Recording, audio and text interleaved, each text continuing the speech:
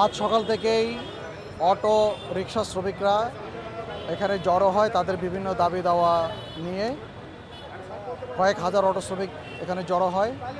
আমরা সংবাদ পেয়ে আমাদের যাত্রাবাড়ি থানা পুলিশ এবং পুলিশ লাইন্সের বিপুল সংখ্যক ফোর্স অফিসার এখানে আমরা আসি। তাদেরকে আমরা বোঝাতে চেষ্টা করি এখান থেকে চলে যাওয়ার জন্য।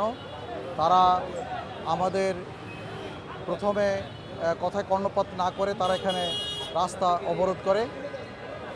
পরবর্তীতে তাদের সাথে আমাদের নেগোসিয়েশন হয়, আলোচনা হয়। এক পর্যায়ে তারা বুঝতে সক্ষম হয়, তবে তাদের দাবি দেওয়া যে প্রপার চ্যানেলে ঊর্ধ্বতন কর্তৃপক্ষের সাথে আলোচনার মাধ্যমে মেটানো হবে, এটা বুঝাতে সক্ষম হওয়ার পরে তারা চলে যাওয়ার চেষ্টাকালে গুটি কতক দুষ্কৃতিকারী অতর্কিতে এখানে কিছু গাড়ির উপর হামলা করে, গাড়ির গ্লাস ভাঙচুর করে। পরবর্তীতে আমরা এসে এবং এলাকার যারা শান্তিপ্রিয় মানুষ আছেন তারাও আমাদের সাথে ছিলেন, তারা এসে আমরা এখানে পরিস্থিতি নিয়ন্ত্রণে এনে নিই। আমাদের ধারণা অটো রিক্সা চালক শ্রমিকদের ছদ্মবেশে, এরা অটো রিক্সা চালক শ্রমিক না, এরা আসলে একটা স্বার্থান্বেষী মহলের লোক।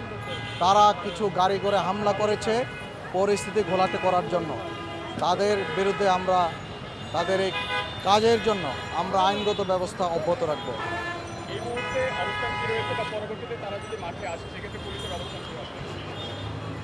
আমরা পুলিশ ভিজিবল আছি। আমাদের এতদ অঞ্চলের আইন শৃঙ্খলা স্বাভাবিক রাখার জন্য আমরা তৎপর রয়েছি। আমরা আইন শৃঙ্খলা স্বাভাবিক রাখার জন্য আইনগতভাবে যে পদক্ষেপ নেয়ার সেই পদক্ষেপ নিতে আমরা বদ্ধপরিকর।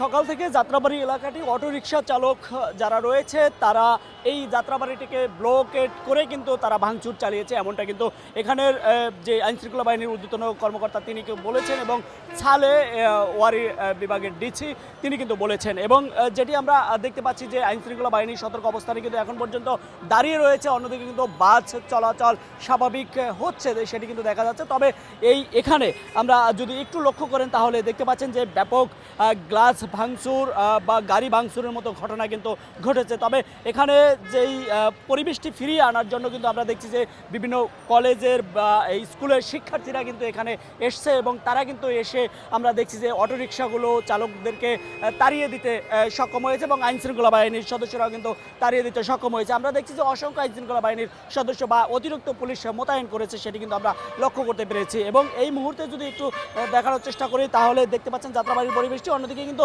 যেই ওয়ারি ডিসি সালে তিনি কিন্তু বলেছেন যে এখানে রাজনৈতিক কোনো মহল একটি কাজ করেছে, এই অটোরিকশার শ্রমিকদের সাথে ঐক্যবদ্ধ হয়ে তারা কিন্তু এই ভাঙচুরের ঘটনা করছে এবং তাদের বিরুদ্ধে যে আইনি পদক্ষেপটি রয়েছে সেটি কিন্তু তারা নিবে, এমনটা কিন্তু জানিয়েছে।